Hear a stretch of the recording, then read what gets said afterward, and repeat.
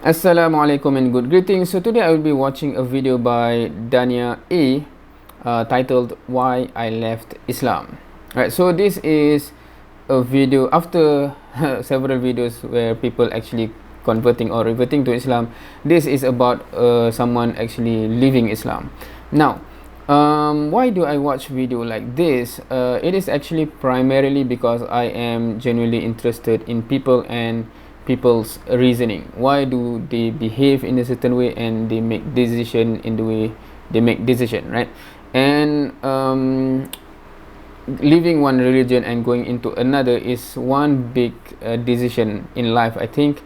And I am always interested to understand why do people do it, right? So someone actually, not to say accuse me, but point out as if I'm watching a lot of revert video into Islam to feel good about my religion. I don't think that would be the case, because if the religion is the truth, regardless of how many people going in or going out of it, it doesn't change, right? It goes back to the proof of how do you prove it is the truth. It should be there, right? But I am interested in people and people's decision making, actually, right? So different people have different reason why they choose to do similar things, so I'm interested. But today it is about someone who left Islam. I'm interested to know why or what's the story. So without further ado, let's watch.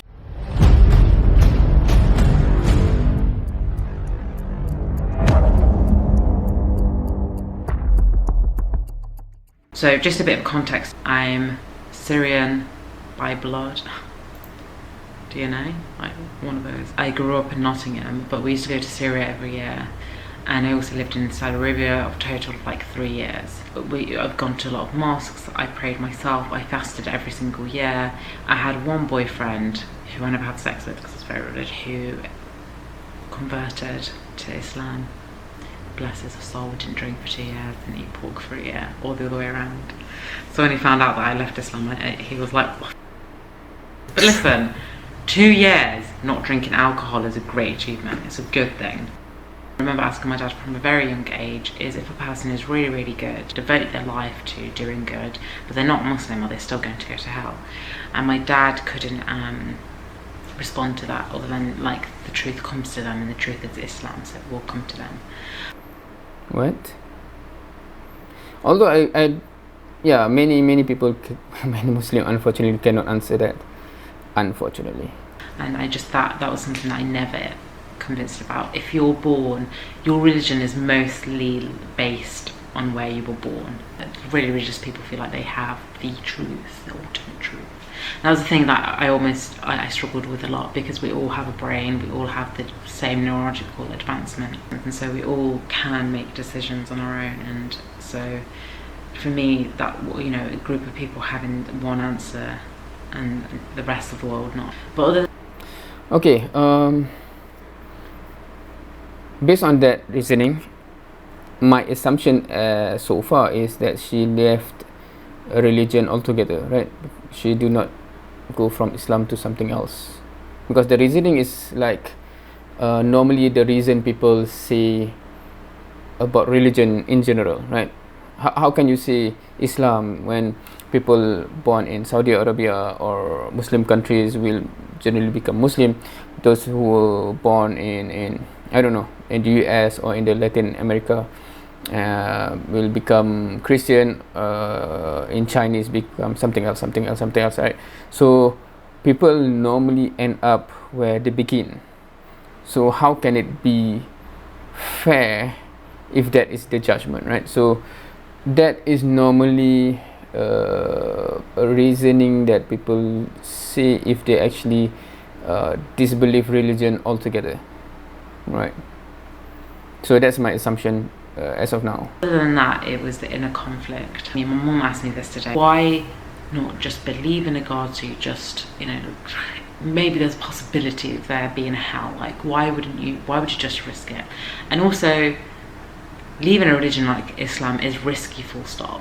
Like, there's consequences of death sometimes, of abandonment, you know. So it's like, why would you risk it?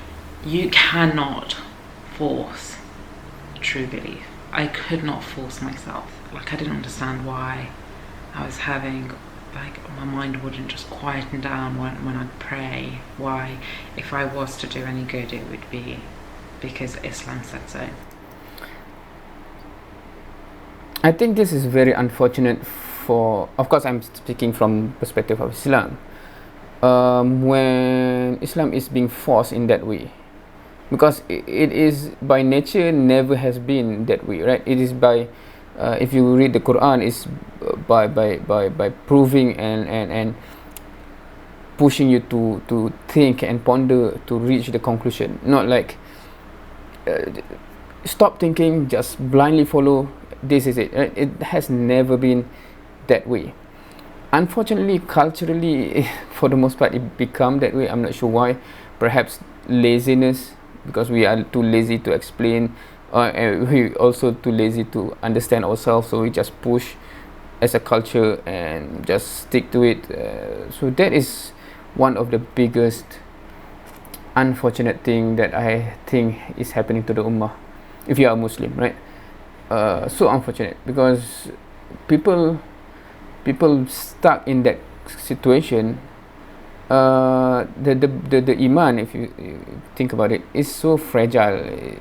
Or you can even argue it's not iman, it's just being forced to comply with certain action outwardly, despite internally you don't even understand what's going on, right? So that is never Islam from the beginning, right?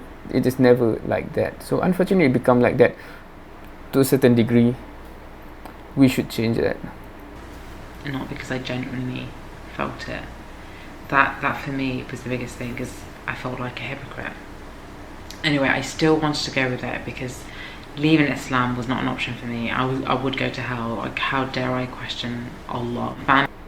That's the thing. The logic there is the problematic one, right? You just have to follow blindly, otherwise you go to hell. It is how meaning, is that Islam? Is that Islam? Because what is sure from Quran is that when you rebel from towards the Creator, when you rebel from the truth, obviously punishment awaits you, right? But prior to that, the proof is being established first, and hence anyone who reject something that has been established deserve what's coming to them, right? It is not like it's just coin toss, or I do not know, nothing is proven, it's just lucky, I guess. So just follow, otherwise you will get punished. If Islam is presented in that way by any Muslim, I would suggest that that guy should relearn Islam, because meaning, where does that come from? Family are Muslims as well, and I love them more than anything. Like, how could I leave this? It wasn't an option for me. But I left, ironically, after the reading the Quran. There was a night where I opened the Quran after I did the wudu. Wudu is like when you basically clean yourself before you pray or touch the Quran. So I did that. I opened the Quran. I was wearing my headscarf, which is what you're supposed to do if you pray or hold the Quran. And I opened the page, and it said, hypocrites are the worst kind of people. They are worse. They're worse than non-believers. They will get the worst kind of punishment. That's not what I wanted to read, right? Okay, I was already having trouble with my faith. I did not want to read that, and I was like, okay, I see you. I see the sign you're giving me here, and I cried so much that night. And I was like, right, this is my plan. Okay, I have to leave because I'm a hypocrite right now, and that's a bad trait to have. I'm gonna leave. I'm gonna open my heart and my eyes and my mind and do things without, in the name of Islam, and do things genuinely. Like, do good genuinely, and the truth will come to me, and it will be there. And I'm doing this with all good intention, and please don't send me to hell. Don't kill me before I, find Islam again. So that was the intention. I never went back. It's been 5 years. It was so hard leaving Islam, but honestly that was the reason why. I left Islam because it was so much in a conflict, and I felt so hypocritical being a Muslim. I tried so hard. I didn't drink the whole time I was Muslim, and I was still partay, girl. You should have seen me. Listen, alcohol or no alcohol, my first year, gals, remember, we were up until I think it was like 6 in the morning. I had no alcohol, no drugs in my system. I was there to the end. Okay,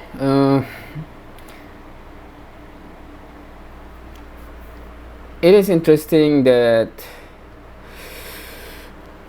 it is unfortunate, I think, that some Muslim, of course, and I'm not directing that towards her specifically, but I think what she gone through in terms of, she mentioned about alcohol, but party, etc. Right? So somehow Islam has become so narrow into several items that, you know, of course, pork, alcohol, and then you have to do some rituals. Islam has become so narrow for some people. It is unfortunate because well, every person given akal, given brain that can think, they have to be responsible for themselves. That's for sure. Of course, no one can be the judge of anyone because we do not know what they've gone through, what they have tried to sincerely achieve, etc. Allah knows best. Okay, that's for sure. But I think one of the factor is that the rest of the Muslims sometimes do not do enough so that this struggling Muslim that do not really have any foundation in Islam and struggling because to them everything is forced, everything is like just follow, otherwise we'll go to hell.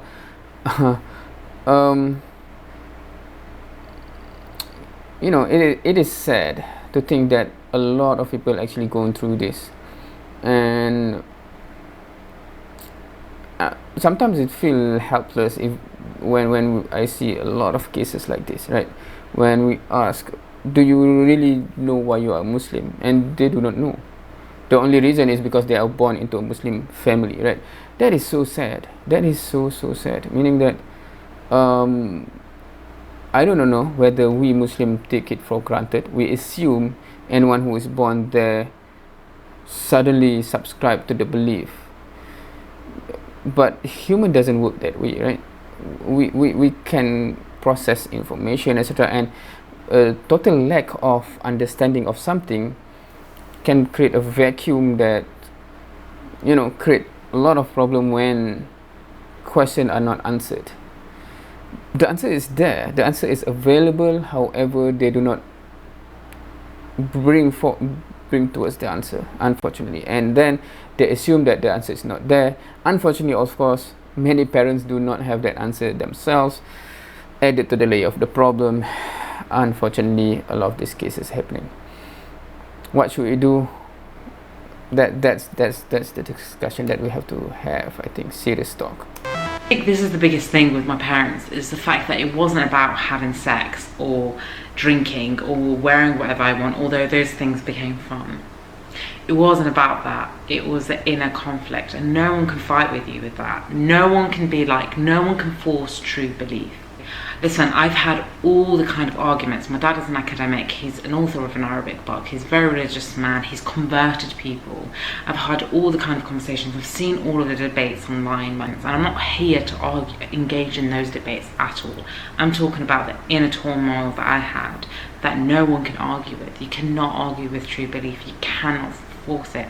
I was sat at the park the other day, and there was these men that came around with signs like, Jesus is going to come back and resurrect and save your life, and no one was listening. You can't force people. To death, and when you die without Jesus, you will end up in hell. So where am I at today? Does anyone give, where am I at today? Will I remember to edit the. Should I edit the language? Don't I care to say this? I haven't got a clue. I'm not religious. I'm somewhat spiritual. I meditate. I completely surrender myself. My interest is in liberating myself and finding the limitations of my mind, because intellect cannot fathom what created us. We cannot disprove or prove that there was a God.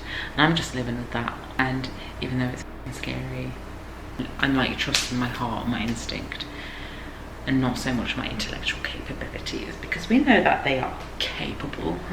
The main reason why I choose to live this way now is because it feels genuine.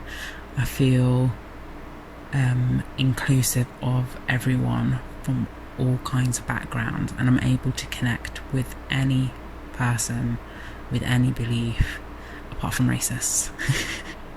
And most of all, I feel more at peace. It's scary. It just means that I admit that I don't know all the answers, and that's important for me to live as honestly as possible. That felt good. Bye. See you in my next video. I think my next video is going to be about physical abuse one. That's very dark. That's very dark. There are some lighter videos. I think there's a lot of dating stories that I've spoken about before in person, and a lot of people are like, you should do videos about them and you should write a book about them. So that's definitely a lighter story. So goodbye lovers, goodbye my friends. Ow. Okay, so oops, well, there you go. That's the story, her story. Philosophically, I do agree what she said about you cannot force belief. You really can't, right?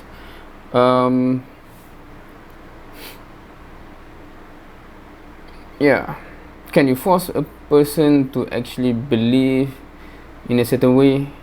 You can, right? You can only force someone to act in a certain way.